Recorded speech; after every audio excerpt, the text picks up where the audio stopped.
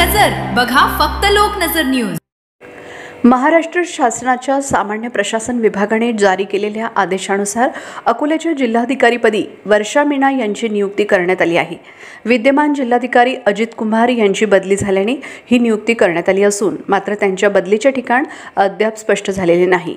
वर्षा मीना यांनी 2018 मध्ये UPSCद्वारे भारतीय प्रशासकीय सेवेतील यश संपादन केले। महाराष्ट्र कॅडर मिळाल्यानंतर त्यांनी सुरुवातीला नाशिक येथे सहाय्यक जिल्हाधिकारी म्हणून काम पाहिले। त्यानंतर प्रकल्प अधिकारी ITDP अशा जबाबदाऱ्यांवर त्यांनी काम केले। अलीकडेच त्या जालना जिल्हा परिषदेच्या मुख्य कार्यकारी अधिकारी म्हणून कार्यरत होत्या। आज त्यांनी अकोला जिल्हाधिकारी पदाचा पदभार स्वीकारला। पदभार स्वीकारल्यानंतर त्यांनी जिल्हाधिकारी कार्यालयाची पाहणी केली। यावेळी त्यांनी कार्यालयातील स्वच्छतेवर विशेष भर दिला।